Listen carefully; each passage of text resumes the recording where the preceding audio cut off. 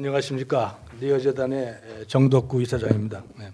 또 한 번 찾아온 세계적인 세력 전이기에 있어서 지정학, 지경학 리스크에 그대로 노출되어 있는 한국 외교 안보가 닫힌 민족주의나 이념적 편향성으로 극심한 국론 분열의 늪에 빠지고 있는 현실을 대단히 우려스럽게 생각합니다. 리어재단은 오늘 현재 양극단에 서서 마주보고 있는 양 진영의 외교안보 전략에 대해서 이를 가운데로 어떻게든지 오므려서 두 진영 모두에게 기준이 될 만한 나침반을 제시하려고 합니다. 저는 이번에 리어재단이 여러 전문가들과 함께 그린 외교안보 전략 지도가 정론의 나침반으로 굳게 서서 외교의 부활에 기니 쓰이는 지침서가 되었으면 하는 간절한 바람을 갖고 있습니다. 그리고 더 이상 아집과 분열의 정치가 굴욕과 고립 그리고 폐쇄된 외교안보 상황으로 귀결되지 않도록 노력해야겠다고 다짐합니다. 아무쪼록 다시 한번 오늘 정책 토론회장에 참여해 주신 여러분께 감사드리고 열띤 토론을 기대해 많지 않습니다. 한 가지 말씀드릴 것은 이 책은 그동안에 성역시하고 또 차마 말하지 못했던 모든 것들을 모두 들춰내서 그대로 까서 그대로 정리해 놓은 책입니다. 따라서 이 책이 우리 외교 현실을 얼마나 있는 대로 생생하게 표현하고 있는지는 여러분들이 이 책을 한번 읽어보시기 바랍니다. 이 책이 오늘 아침에 나왔습니다. 그래서 여러분들한테 드렸습니다만은 여러분들의 일독을 권합니다. 하여튼 경청해 주셔서 감사드립니다. 5년마다 외교 나침판이 바뀌면서 특정 한국 정부가 아닌 대한민국의 외교 정책에 대한 국제사회의 외교적 신뢰가 많이 약화되었고 그에 따라서 국익 차원의 기회비용이 커졌습니다. 이런 측면에서 외교의 부활은 5년 단임정부 체제의 현실을 극복하고 향후 5년 이상 10년을 내다보면서 우리의 나아갈 길을 정권적 정파적 차원이 아니라 국익과 전략적 차원에서 입체적 동태적으로 접근하려는 것이라고 저는 보고 있습니다. 격동하는 지정학적, 지경학적 환경 속에서 특히 다양한 이해관계가 교차 충돌하는 미중 전략 경쟁이라는 새로운 그랜드 체스 게임에서 단순히 생존하는 차원을 넘어서 적극적으로 외교 공간을 만들어 나가기 위한 전략 지침서 내지 정책 매뉴얼로 사용될 수 있는 많은 지혜를 담고 있습니다. 마무리하는 차원에서 말씀을 드린다면 이제 미중 전략 경쟁은 여타 모든 변수를 압도하고 흡수해버리는 블랙홀 내지 중고 기준이 되어가고 있습니다. 이러한 변화를 우리는 지난 수개월간 쿼드라든가 나토와 G7 정상회의 공동성명, 한일과 한미 정상회담 공동성명, 또 새로 결성된 미국, 영국, 호주의 오커스 안보협의체, 또 최근 G20 정상회담 등에서 봐왔습니다. 근본 책자에서 제시된 복합 과제들도 미중 경쟁이나 대부분 이슈 연계성이 큰 문제들입니다. 따라서 이제 관련된 이슈를 총체적으로 판 위에 놓고 특히 미중 경쟁 관계와 다자적 맥락에서 보지 않으면 대책 마련이 어려운 상황이 전개되고 있습니다. 바이든 대통령이 모두에서 말씀드린 것처럼 미국 외교의 귀환을 선언한 이유가 그 때문입니다. 이제 탈냉전 시대가 수십 년 만에 종언을 고하고 국제 질서의 큰 전환기를 시작하는 이 시점에 외교가 우리의 국운을 좌우할 것입니다. 따라서 우리도 외교가 중심으로 돌아와야 합니다. 현재의 동북아 역학관계와 북한의 문제로 인해서 남북관계가 국제관계를 견인하기는 어렵게 되어 있습니다. 반면에 국제관계에서 진전이 있으면 남북관계까지 풀릴 수 있는 측면이 또 있습니다. 이 책의 부제에서 동맹, 연합 그리고 공존을 강조하는 이유입니다. 그리고 그 외교는 이제 경제 및 첨단 과학 기술과 분리될 수 없고 강력한 안보 태세와도 같이 가는 통합된 역량, 즉 자강이 뒷받침되어야 하는 것을 의미합니다. 사실은 지금 이석하신 김종인 비대위원장님께서 말씀도 해주셨고 송민순 장관님, 윤병세 장관님 그리고 우리 정덕구 이사님께서 언급해 주셨는데 지금은 외교와 경제가 결합돼 버렸습니다. 거기에다가 미중 전략 경쟁이 점점 더 치열해지고 있고 거기에다가 정보화로 인해서 모든 것들이 빨리 이동해요. 그러니까 환경 변화가 급격하게 이루어지는데 그 환경 변화를 따라가지 못하면 자칫 우리가 그간 이루어왔던 경제적 번영과 튼튼한 안보를 잃어버릴 수 있는 위기에 처한 거죠. 그렇기 때문에 엄중한 환경 문제를 인식해야 되고 거기에 적극적으로 그리고 능동적으로 대비를 해야 된다는 문제의식이 나온 것 같습니다. 그런 취지에서 정덕구 이사장님께서도 이 외교의 부활이라는 프로젝트를 시작하신 것 같고요. 사실 외교 영역은 여러분 잘 아시는 것처럼 상당히 광범위합니다. 북한 문제뿐만 아니라 주변국 문제, 지역 문제, 다자 문제, 경제 문제, 그리고 문화외교, 공공외교, 그리고 영사 문제까지 광범위한 영역에서 우리가 도전을 받고 있습니다. 다만 전략적인 문제, 정덕구 이사장님께서 강조해 주셨던 생존과 관한 그 문제는 바로 우리가 핵심 문제라고 할 수 있는 미중 전략 경쟁과 주변국 관계, 그리고 그것과 함께 연계되어 있는 북한 문제에서 비롯되는 부분이 있기 때문에 그것을 중점으로 이 전략 지도를 그렸다는 점 다시 한번 말씀드리고 싶습니다. 이제 책에 서서히 설명이 다 들어가 있는데 기본적으로 미중 관계가 어떻게 될 것이냐 이것이 문제인데 우리는 이 미중 관계에서 너무 과거의 틀에 얽매여 있다. 한 발 더 나가면은 사실은 선택의 문제냐를 고민하고 있고 또 미국에서 공부한 분들은 대략적인 경향이 한 80~90%가 친미적인 사고를 한다는 거죠. 미국하고 떨어지는 것은 상상을 하지 못하는 그런 상황입니다. 반대로 중국에서 공부하시거나 중국을 전공하신 분들은 중국 문제에 있어서 중국 정부의 입장과 다른 목소리를 내는 것을 지나치게 꺼려하시는 그런 우리 한국 내에 문제점이 있습니다. 그런 것들을 우리가 극복하고 그럼 국익의 관점에서 국가이익이 무엇이고 그것에 따라서 우리가 현안에 접해 있는 과제들을 어떻게 풀어가야 하는가를 총론에 담았습니다. 따라서 미중 어느 것의 선택이 아니라 미국과 중국과 어떻게 공존하면서 공간을 만들어낼 것이냐, 그 과정에서 우리가 어떻게 자강이라는 것을 추구할 수 있을 것이냐를 내용에 담았고 그런 기조하에서 현재 가장 현안이 되고 있는 10대 과제를 담았습니다. 그 다음에 나온 것은 미국 분야입니다. 그런데 과연 미국이 우리가 어려울 때 완전한 해결사가 될 것이냐?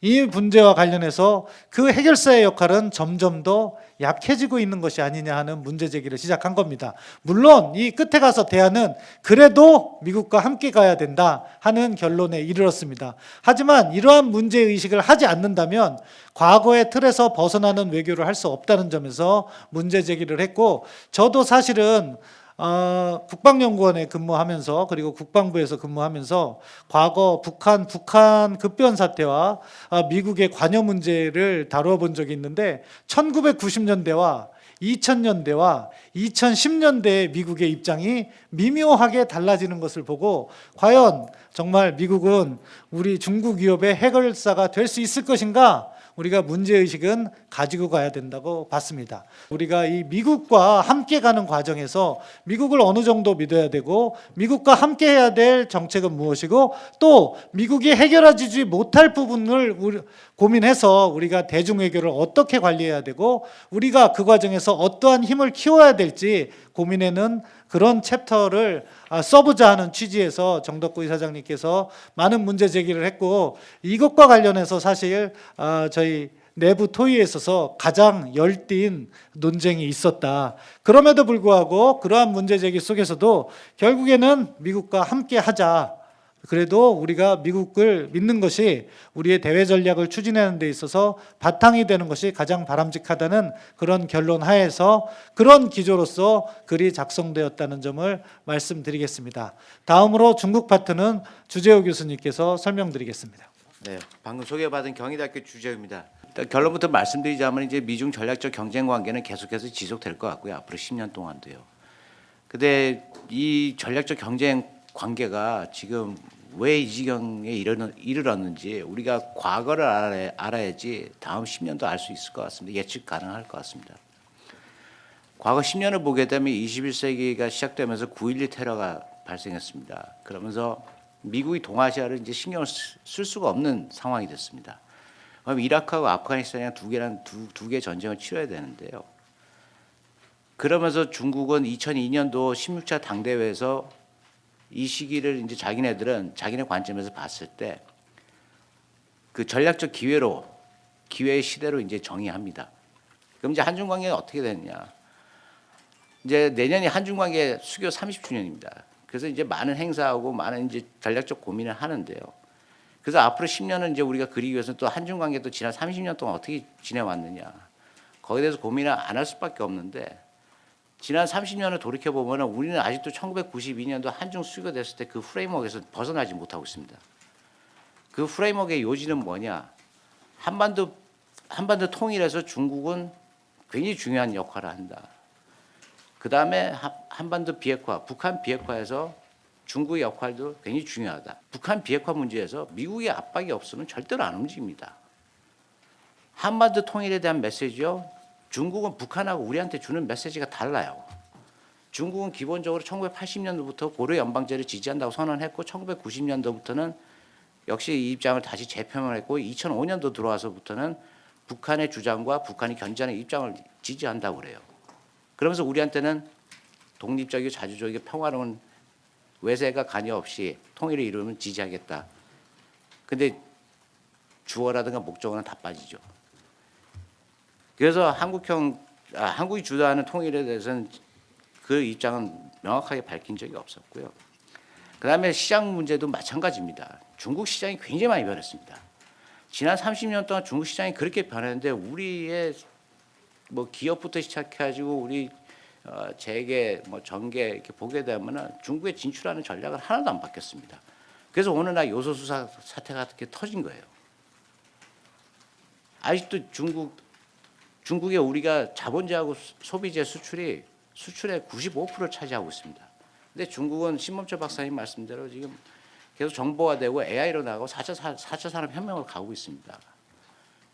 그러다 보니까는 이건 사드와 무관하게 우리의 대중 무역 흑자가 계속해서 증가하다가 2019년도에 반토막이 납니다. 왜냐? 시장 변화에 적응을 못했거든요. 중국도 지금 원자재가 굉장히 필요해요. 중국의 히토류 광산 지금 환경 문제하고 노동 인력 부족 문제 때문에 폐광했습니다. 중국의 지금 그 광산들 석탄 광산 역시 많이 폐광했습니다. 이제 자원이 고갈되는 거죠, 중국도. 그리고 식량 자원도 굉장히 부족합니다. 중국이 90년대 초 이후로 자급자족이라는 얘기를 안 합니다. 모든 걸 지금 다 해외 시장에 의존을 해야 돼요. 그래서 그런 시장 변화에 우리도 이제 적응을 해야 되는데요. 아직 그렇게 하지 못했죠. 그래서 아까 정덕구 이사장님께서 말씀하셨다시피 이런 중국이 이제 우리의 정체성하고 주권 이익, 그다음에 이제 생존권에도 이제 많은 위협을 가하고 있죠. 그래서 거기에 이제 결정적인 이제 우리가 타격을 입은 게 2016년도에 사드 제재였죠. 그런데 공교롭게도 중국이 또 2016년도부터 대북 제재를 독자적으로 합니다. 그래서 결론적으로 말씀드리면 지금 한반도 남북 분단 이후 남북한 양측에 지금 중국은 제재를 다 하고 있어요. 그러다 보니까 우리는 우리 의식 속에 중국에 대한 포비아가 자리를 잡고 있죠. 그래서 결론적으로 말씀드리면은 이제는 좀 우리가 중국을 현실적으로 보고 실제적인 위협 요소들은 이제 우리가 인지를 하고 아까 송민순 장관님께서도 말씀하셨지만 우리가 이성을 가지고 이제 판단해야 되는데요. 그래서 이제는 우리 외교도 스포츠에서 우리가 금메달만 이제 그 칭찬했잖아요. 기억하고요. 이제 국익을 극대화하는 것만이 외교가 아닙니다. 국익의 손실을 최소화하는 것도 외교입니다. 그래서 동메달하고 은메달도 기억하는 그런 외교가 됐으면 좋겠습니다. 감사합니다. 네, 국민대학교 이원덕입니다. 지금 동북아의 21세기 국제정치 현실은 흔히들 남북한과 4강 구도 이렇게 얘기를 하고 있습니다만 저는 지금에 있어서 이러한 국제정치 동북아의 국제정치 구도는 이제 용도 폐기되어야 된다 이렇게 보고 있고 기본적으로는 미중 전략 경쟁의 구도 속에 한일 관계가 끼어 있는 양상이다 이렇게 전 진단을 하고 있습니다.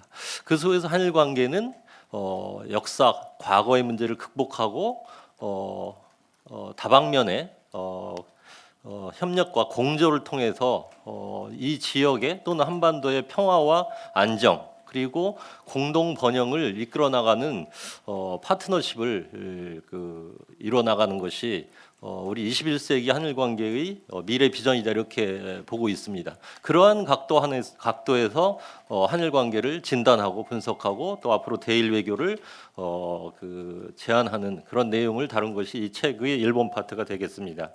크게 보면 세 파트로 구성되어 있는데요. 우선 이것도 정덕구 선생님이 주신 큰 문항인데 한국은 일본을 어떻게 바라봐야 되느냐. 한 4가지 관점을 소개하고 싶습니다. 이제 한일 관계는 더 이상 수직적인 관계가 아닙니다. 한마디로 말씀드리면 수평적인 관계로 이미 이동했다. 제가 흔히 비유하는데 1965년 수교 당시에 한일 간의 국력의 격차는 30대 1이었습니다. 그러나 2020년 작년의 통계로 보면은 이제 1대 3으로 좁혀졌습니다. 더 이상 한국이 강대국 일본이 강대국, 한국이 약소국의 그러한 구도는 더 이상 아니다. 이렇게 봐야 되겠고, 그러니까 이제 한일 관계는 좀 수평적으로 봐야 된다라고 하는 게 첫 번째 포인트고요. 두 번째는 뭐니 해도 아시아 전체에서 보면은 한일은 자유민주주의와 시장경제, 기본적인 인권이라는 보편 가치와 규범을 공유한 나라다. 이것이 대단히 중요한 관점이고요. 세 번째는 안보적인 차원에서 보면은 미국하고의 동맹 관계를 공히 맺고 있는 양자 관계이고 안보 면에서도 한미일의 협력이 대단히 중요하다라는 관점을 견지하고 있습니다. 그리고 그 속에서 한일 관계는 어떤 모습이어야 되느냐? 제가 보기에는 미중 이 전략 경쟁 구도 속에서 한국과 일본이 공유하고 있는 전략적인 이익은 상당히 크고도 많습니다. 이러한 이익을 넓혀가고 공유하는 그런 외교를 전개하는 것이 대단히 중요하다. 이런 말씀을 드리고 있습니다. 그 경우 이제 문제가 되는 것은 일본이 우경화되고 있고 또 일본이 한편으로는 위험한 군국주의 군사화 로 걷는 것이 아니냐라고 하는 우리 사회 일각의 우려가 있다고 생각합니다. 제가 보기에는 그런 우려가 완전히 무효는 아니지만 그런 측면이 없는 것은 아니지만 그럼에도 불구하고 일본은 이미 능력이나 정책의 의도 양면에서 볼 때 더 이상 군사대국도 아니고 군국주의로 회귀하려고 하는 국가도 아니다. 이렇게 봅니다. 대일 관계는 왜 중요한가? 몇 가지 지적을 하자면은 우선 저는 한국의 주변국 외교에서 한일 관계는 굉장히 우리에게 중요한 외교적 자산이다 이렇게 봅니다. 도쿄축을 활용한 대미 대중 외교의 추진이 우리에게 상당히 많은 기회 공간을 제공하고 있다 이렇게 봐야 되겠고 또 동북아에서 한미일, 한중일, 한러일 또는 남북일 이런 소다자 협력을 가동하면서 탄력적이고 유연한 외교를 구사하는데 일본 카드는 대단히 중요한 외교 자산이다 이렇게 봐야 되겠고요. 그런 의미에서 현재 신뢰가 상당히 떨어져 있는 상태를 극복하고 정상 간의 셔틀 외교를 복원함으로써 좀 신뢰를 회복하는 노력을 할 필요가 있다 이렇게 말씀드리고 싶습니다. 그런 의미에서 한국의 양자 관계, 한일 외교도 중요하지만 한미일 공조, 한중일의 협력 관계, 기능별 협력 관계는 대단히 중요하다 이렇게 말씀드리고 싶습니다. 러시아의 문제는 그겁니다. 결국 우리가 러시아를 어떻게 인식할 것인가, 냉전에서 패배한 과거의 강대국이냐, 아니면은 지금 여전히 영내에 영향력을 유지하고 있는 비토 파워냐, 또는 한국이 경제적으로 투자할 신흥 시장이냐, 이런 정체성 고민을 우리는 해야 되고, 반대로 러시아는 한국을 어떻게 바라볼 것인가, 결국 미국 패권하에 있는 그런 미국의 손발과 같은 존재인가, 또는 러시아의 극동 지역을 개발하는데 중요한 협력 파트너가 될 것인가, 이런 서로 간의 인식차가 중첩적으로 이루어지면서 한러 관계가 이어져 오고 있는데, 사실은 지금까지 한러 협력은 과거 유라시아 이니셔티브나 현 정부의 신북방 정책이나 말은 화려했지만 실질적인 실체가 없기 때문에 서로에게 실망만 하는 그런 과정이었었다. 따라서 향후 러시아 문제와 관련해서는 무언가 성과를 낼 수 있는 실질적인 경제 협력을 기반으로 해서 관계 개선을 이루어야 된다 하는 내용을 담았습니다. 북한 문제는 이 자리에 계신 분들께서 너무나도 잘 알고 계시고 해서 간단하게 말씀을 드리면, 뭐 북한과 관련해서는 가장 지금 뭐 국내적으로 시각이 양분화되어 있는데, 기본적으로 이 양분화된 시각을 조금이라도 좁혀 보려면 우리의 북한에 대한 인식보다도 북한의 실체에 대한 공감대가 형성돼야 되는 것이고, 과연 북한은 한국을 어떻게 생각하고 있느냐, 북한이 핵무기를 왜 끝내 보유하려고 하느냐, 이런 부분에 있어서 공감대를 만들고 북한의 생존 방정식이 무엇인가를 파악해야지 우리 나름의 전략이 만들어질 것이다. 그런 차원에서 접근을 했고 다양한 과제를 제시했는데요. 이 책의 전반적인 큰 특징은 여러 차례 이사장님께서 강조해 주신 것처럼 국제 문제를 중심으로, 우리의 대외 환경 전반을 중심으로 해서 북한 문제까지도 풀어가자는 측면에서 일관성을 가지고 북한과 관련해서 발생하고 있는 여러 문제들을 함께 다뤘다 하는 점으로 설명을 가름하도록 하겠습니다.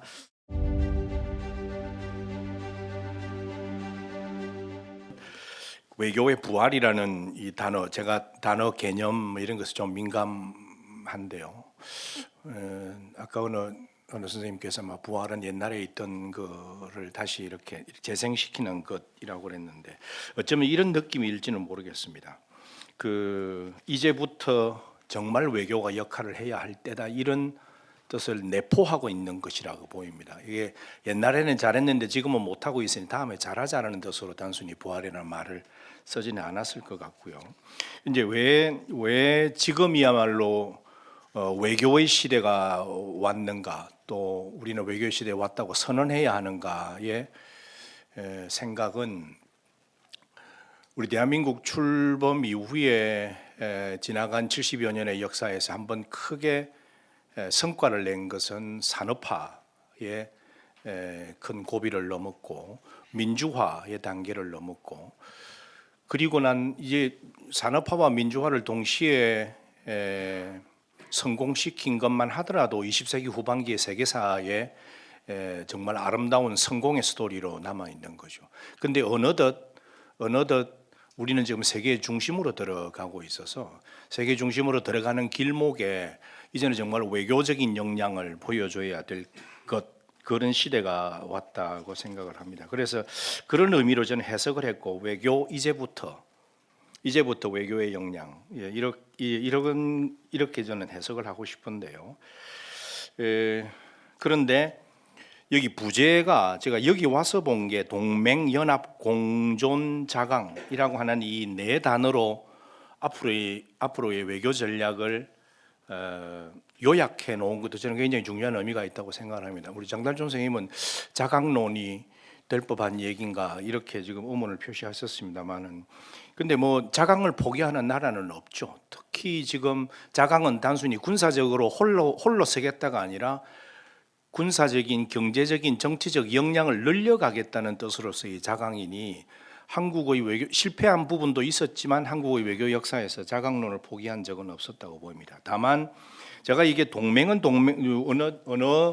어느 전략가이건 한미 동맹이 당분간 한국의 전략에 상당히 유효할 것이라는 점에 대해서는 다들 동의하시는 것인데, 연합이 무엇을 두고 하는 연합인가? 아마 한중일 인 것 같더라고요. 그래서 저는 그것도 이 안에서 충분히 다루어지지 않았던 것 같은데, 어쨌든 읽어보니 어떤 그 부분만 읽어보니 연합이라고 하는 것, 한중일의 연합만이 아니라 미국과 중국 사이의 대결 구도에서 가운데 끼어져 있는 국가들 간의 전략적 연합도 한번 한국의 외교 전략의 향후 과제로서 생각해 봄직하다는 것이고, 공존, 남북 관계에 있어서의 공존 전략, 미중 관계에 있어서도 공존의 전략이 중요하다, 이렇게 하는 뜻으로 아마 이렇게 써놓으신 것 같은데, 이것도 앞으로 굉장히 중요한 것 같습니다. 그런데 과연 이 공존이라고 이렇게 이 표지판에 해두고 안에 내용이 한반도의 평화 공존을 위해서 충분히 전략으로 다루고 있는가에 대해서는 조금 더 읽어봐야 될 것 같습니다. 마지막에 이제 이원덕 선생 할 때 한일 관계가 전략적 이익을 공유하는 관계로 가야 된다. 이게 그 방향이어야 될 것 같은데, 한국과 일본이 65년 체제에서 전략적 이익을 합의하고 공유했던 것은 65년적 시대 환경에 있어서는 반공이었던 것 같은데 반공을 대체할 만한 전략적 이익을 한국과 일본이 공히 찾을 수 있겠는가 하는 것이 앞으로 한일 관계의 핵심인 듯 보여집니다. 마지막으로 이게 여러분들이 저는 이게 이제 자꾸 외교 영역에 있어서도 정치적인 혹은 이념적인 평가르기가 있다는 지적들도 많이 하고 저도 뭐 얼추 비슷하게 느낍니다만 양극단 이념적 대립, 정치적 대립에서 외교가 벗어나려면 앞으로 외교 전략의 가장 핵심적인 원리는 철저하게 국가 이익 중심으로 가야 될 것이다는 생각이고요. 그러면 국가 이익을 중심으로 봤을 때 무엇을 넘어서야 하는가, 어떤 논리를 넘어서야 하는가 해서 보면 저는 이른바 국제정치를 의리의 관점에서 보는 것 혹은 아까 감성의 관점에서 국제정치를 이해하는 것 혹은 국제정치를 은혜를 주고 받은 보원의 관점에서 보는 것 이런 것들을 넘어섰을 때 철저한 이익 중심의 판단이 생기지 않을까라고 생각을 했습니다. 네, 감사합니다. 먼저 그 정덕구 이사장님과 본 그 외교의 부활이라는 역작 집필에 참여하신 여러 필진 여러분들께 감사의 말씀을 드립니다.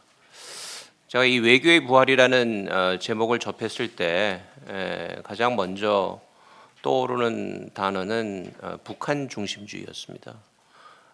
과연 북한이 우리 외교의 대상인지에 관해서는 뭐 여러 가지 논쟁거리가 있겠습니다만은 북한을 너무 외교의 대상으로 본 것이 아닌가 지난 몇 년 동안 그런 생각이 들어서 특히 작금의 국제 정세를 보면은 경제와 안보가 합쳐지고 있는 그런 어떤 중차대한 시점임에도 불구하고 우리가 너무 북한 중심주의에 사로잡혀 있었기 때문에 거기서 벗어나는 외교다운 어떤 외교의 부활을 한번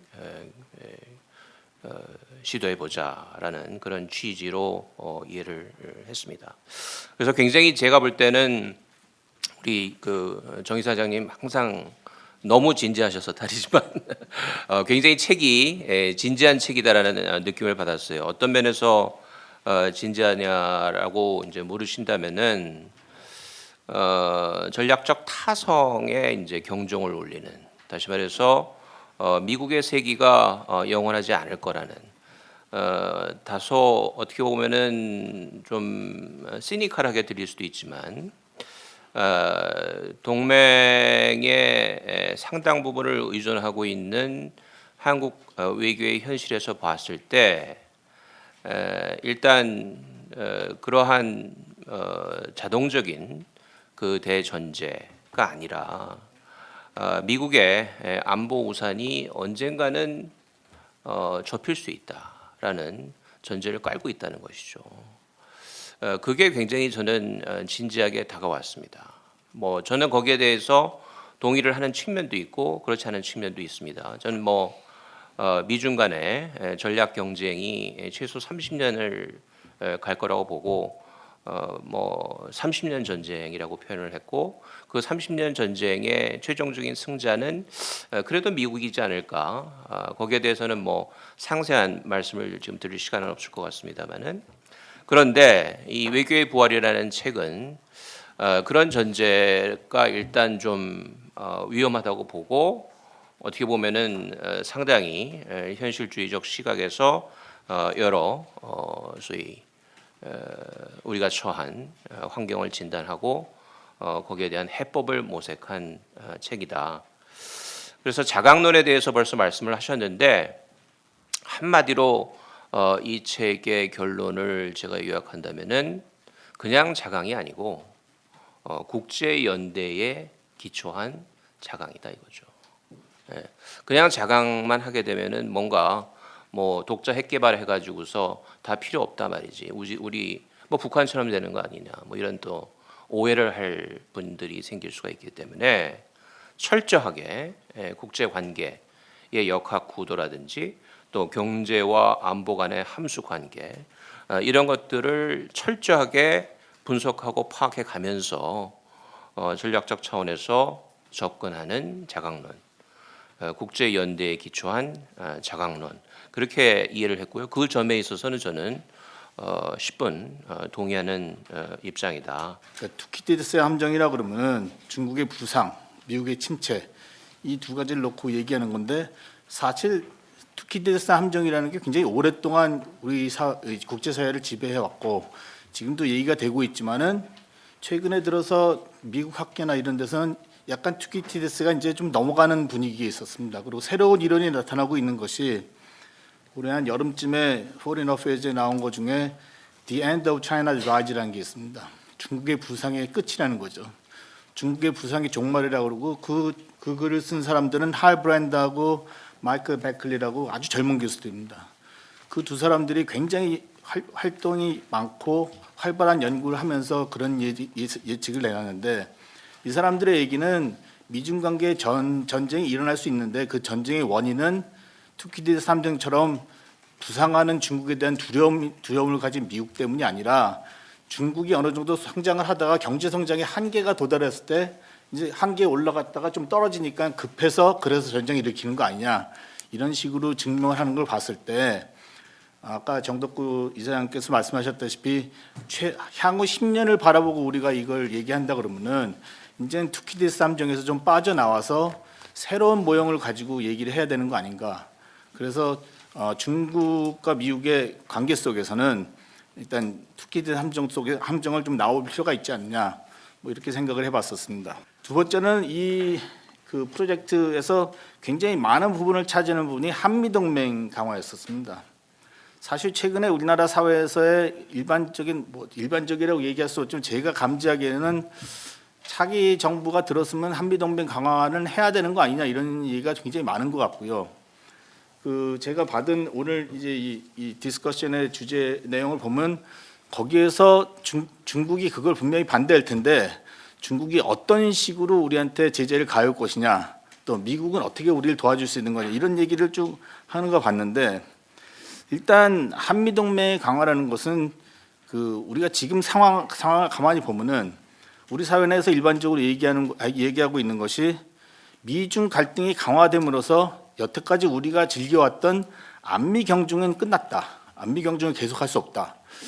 저는 안미 경중을 계속할 수 없다는 그거보다는 더 중요한 거는 일단 전략적 모호성을 이제 더 이상 할 수 없다는 거죠. 사실 안미 경중이라고 얘기하는 것 뒤에는 전략적 모호성이라고 그래서 한미 동맹임에도 불구하고 중국으로부터 이익을 취하기 위해서 한미 동맹에 대한 우리의 역할과 의무를 제대로 안 했다는 거죠. 그게 이제 전략적 모호성이었는데 미국하고 중국하고 서로 이제 경쟁을 해가면서 이제 한국을 자꾸 끌어들이려고 그러니까 우리가 더 이상 전략적 모호성을 할 만한 공간이 없어졌다. 이렇게 저는 이해하고 있었습니다. 이거에 대해서 중국이 모르는 바가 아닙니다. 사실 이렇게 이 한미 동맹에 관련된 중국에서의 어떤 디베이트가 나오기 시작한 가장 근본적인 원인은 올해 5월달에 우리 대통령이 미국 가서 한미 그 공동 스테이트먼트를 발표했을 때 그 안에 대만 문제가 들어갔습니다. 대만의 평화 안정이 우리한테 유리하다 이렇게 얘기하니까는 중국에서는 깜짝 놀랐었습니다. 여태까지 한 번도 한미 그 정상회담 그 스테이트먼트에 대만이 나온 적이 없었는데 그 한 달 전에 갔던 4월달에 갔던 스가하고 바이든 정책에서 바이든 스테이트먼트에서 그게 나오더니 한미 스테이트먼트에서 그게 나오니까 중국은 깜짝 놀랐고 그거에 대한 반항으로 나온 것이 이제 올해 그 한 8월달쯤에 나와 있던 CICI라고 하는 현대국제관계연구소가 있습니다. 거기에서 나오는 잡지에다가 우리나라 보도도 나왔었습니다. 순루하고 왕푸동이라는 사람이 둘이서 쓴 글이 있는데 거기에 나오는 내용이 뭐냐면 한미동맹이 대중국 포위망으로 진화하고 있다. 그래서 한미동맹이 민감한 대만 문제에 개입하지 못하도록 제재도 불사해야 된다. 뭐 이런 식의 얘기를 하고 있습니다. 그러니까 이제 대만 문제가 한미동맹의 하나의 심볼로 나타나고 있었다는 그 면이 굉장히 중요하다고 보고요. 그걸 위해서는 중국이 굉장히 많은 걸 투자할 것이다 이렇게 얘기하는데 그러면서도 이 글에 보면은 우리가 한미동맹을 강화하면서도 중국으로부터의 충돌을 좀 피해갈 수 있는 부분이 있지 않나 이런 부분이 있는 부분이 있습니다. 첫 번째는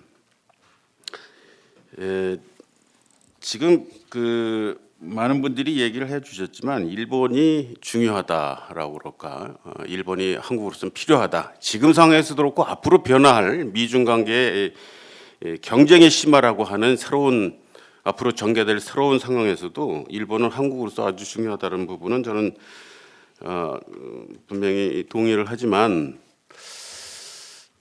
지금 관건은 이거를 폴리티컬리 어떻게 피지블하게 만드느냐 하는 부분이라고 생각을 합니다. 그러니까 여러 가지 이유가 있어서 포퓰리즘을 가동을 해서 반일적인, 이제 더 이상 반공이 아닌 반일적인 프레임을 어떻게 보면 그 선거라고 이런 데서 그 가동을 하는데, 지금 일본을 하는 그 전문가들, 저를 비롯해서 우리 이원덕 박사님도 마찬가지일 거라고 생각을 하는데, 이게 도대체 왜 이렇게 됐고, 물론 뭐 반일이라고 하는 프레임이 전혀 없었던 것도 아니지만 지금처럼 어떻게 보면 감정적으로 비이성적으로 어떻게 보면 그 반공이라고 하는 거를 어떻게 보면 넘어서서 이렇게 됐는지, 이걸 지금 어떤 식으로 좀 더 완화시킨다고 그럴까, 이성적으로 극복해 나갈 것인가라고 하는 것이 어떻게 보면 제가 안고 있는 문제 의식이기도 하고 과제이기도 합니다. 그런 차원에서는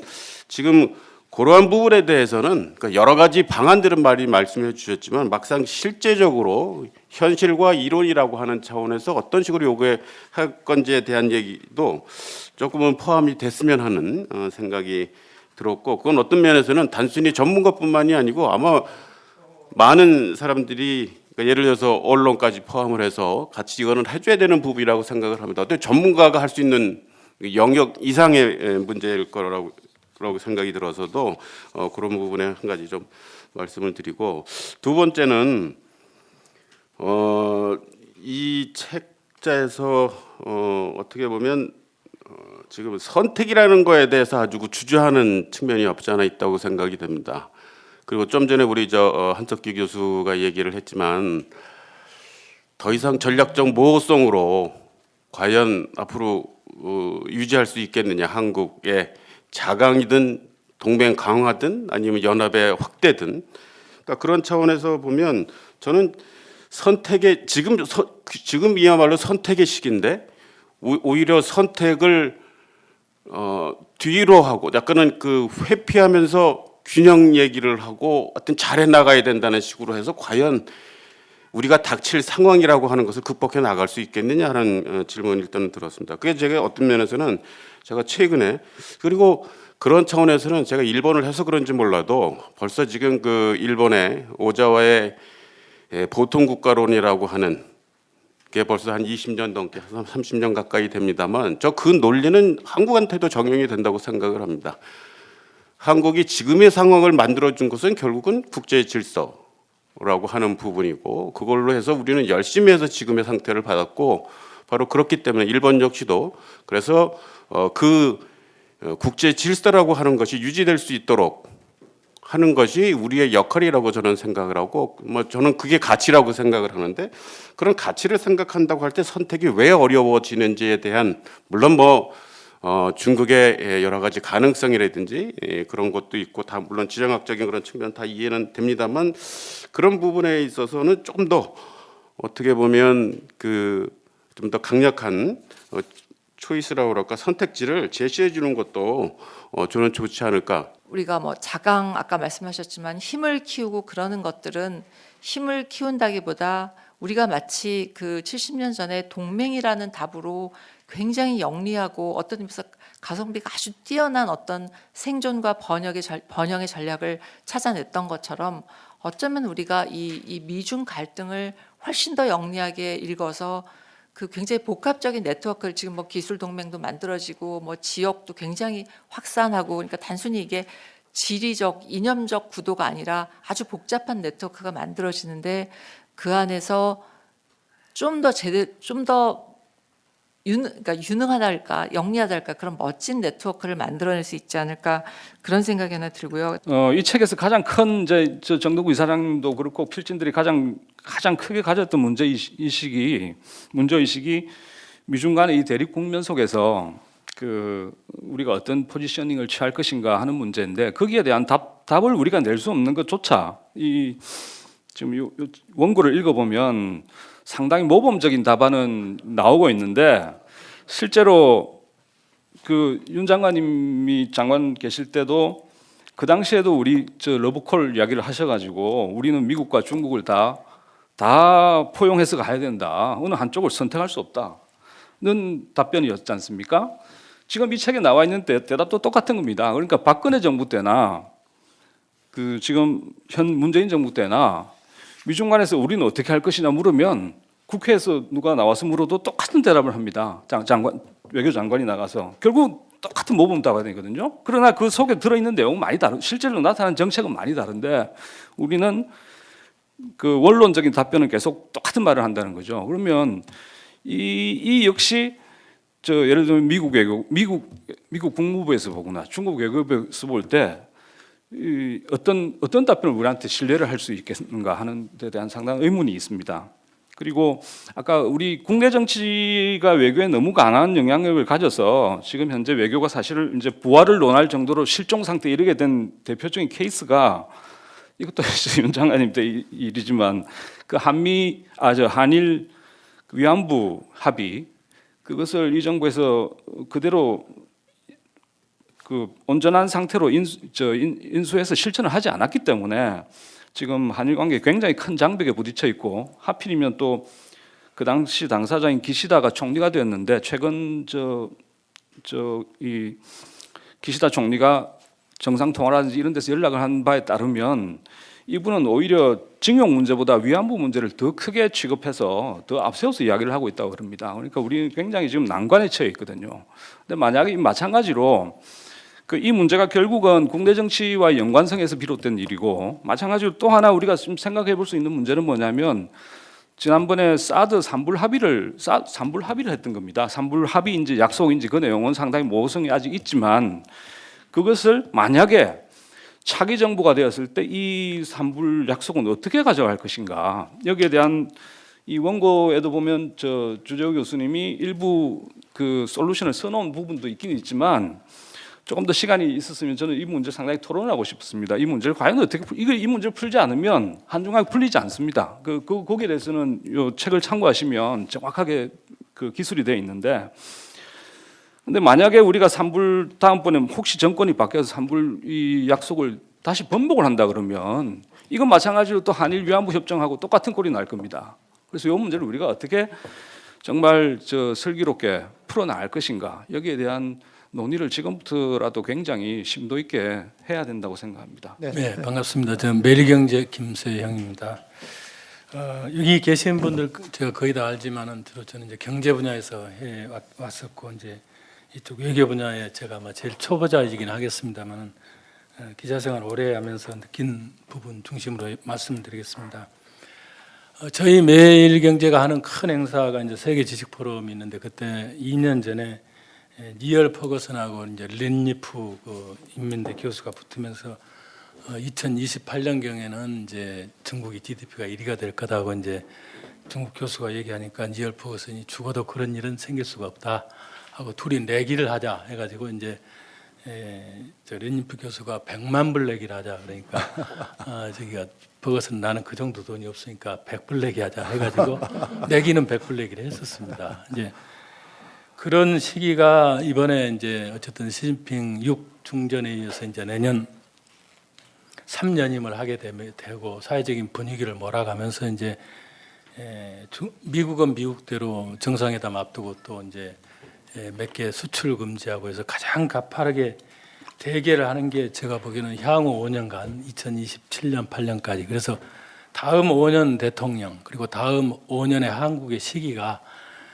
중국의 우리 정덕구 이사장님 좋아하시는 거 중국의 본심이 뭔지 가장 가파른 대치 국면에서 우리가 중국을 깨닫게 되고 그 이후로 수십 년간의 포지셔닝을 하게 된 시기가 아닌가, 정신 바짝 차려야 된다 그리고 시점상으로 이제 우리가 또 하필이면 세계 10위로 들어오니까 미국은 미국대로 우리가 더 많이 필요하고 중국은 중국대로 이제 우리를 지렛대로 활용을 하게 돼서 더욱더 이제 한국이 처신하기가 고약하게 되지만 그럴수록 모호 전략은 어렵고 숨을 때는 별로 없게 되고 그러지 않겠는가. 근데 이런 상황에서 이제 지난 현 정부에서 보면은 저 책에도 많이 나와 있지만은 보수하고 진보가 이제 진보는 아무래도 친중, 친북, 반미, 반일, 반미까지는 안 가더라도 특히 반일을 많이 정치적으로 활용하고 이러면서 굉장히 저는 손해를 봤다고 생각합니다. 약한 고리를 만들어 가지고 이제 중국한테 악용당하고 북한한테 악용당하고 또 미국은 미국대로 그 볼튼이 쓴 뭐 그 일이 일어난 방 같은데 보면은 우리 대통령을 굉장히 나쁘게 평가해 놓은 걸 볼 수 있고 이제 중국도 2014년 이후로 시진핑이 한 번도 방한을 하지 않고 이렇게 하고 이번에 저기가 요소수 사건이 났을 때도 굉장히 우리를 중시하면 이 정도 어려우면 좀 따로 물건을 빼놓든지 아니면 미리 대비하라고 얘기를 했어야 되는데 한국을 생각해 준 게 전혀 없어 보인다 중국이 이제 저는 그런 생각이 듭니다. 이 책 중에서 보면은 이제 중국 그 국가 외교에서 가장 중요한 것은 국익이다. 그러면서 국익의 개념을 홀스트 교수가 제일 먼저가 안보, 그다음에 경제, 그다음에 이제 국가이신 이렇게 순서를 매겨놨는데 지금 코로나를 겪고 서프라이 체인을 이제 보고 특히 이 미국하고 중국하고 이제 각자 경쟁을 하고 있는 기술 패권으로 들어가면서 제가 보기에는 경제가 이제 모든 힘은 다 경제에서 나오고 기술에서 나온다 해서 중국을 완전히 기술에서 포위 전략을 하고 중국이 심지어 서방 독일이나 뭐 어디 가서 기업 하나 인수하려고 하더라도 미국이 못해서 방해를 해서 못하게 되는 그런 일이 많이 벌어지고 있습니다. 미국이 커버하고 있고 매누버링하고 있는 경제 규모가 세계 50%가 넘습니다. 그래서 그런 전체적인 숫자를 봐야지 중국 하나로 놓고 안미경중을 반복해서는 안 된다. 그래서 기술 협력이나 이런 이 참여 그거 올 때 우리가 옛날보다는 머뭇거릴 기회가 좀 더 없다. 저는 그렇게 생각합니다. 그래서 이 앞으로 이제 외교를 할 때도 지금까지는 너무 외교를 위한 외교, 안보를 위한 외교를 했다면 저는 이제 경제 파워를 훨씬 더 많이 두는 그래서 외교 전략을 짤 때도 경제하고 같이 짜야 된다 그런 말씀을 꼭 좀 드리고 싶고 그래서 아까 이제 스튜피드가 외교도 스튜피드가 물론 외교가 전방에 나가서 하니까 중요하지만 경제하고 같이 가야 된다 하는 말씀을 다시 한번 강조드리고 싶고 그다음에 국가 운영에서도 그러니까 자강론에서도 결국은 보십시오. 이 일이 왜 벌어졌는가 보면 중국의 경제가 커졌기 때문에 벌어진 일 아니겠습니까? 그래서 우리 경제가 힘을 잃고 우리가 줄어들면 세계에서 한국을 챙기는 것도 훨씬 저는 적어지라고 봅니다. 그래서 외교 안보 합친 거 이상으로 경제도 외교 안보다 그런 차원에서 국가 운영도 저는 해야 된다 이렇게 생각하고